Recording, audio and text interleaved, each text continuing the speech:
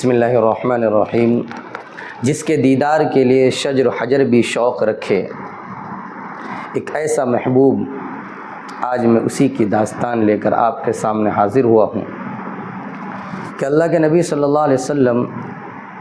ایک درخت کے پاس سوئے ہوئے تھے، ایک جگہ سوئے ہوئے تھے کہ اچانک ایک درخت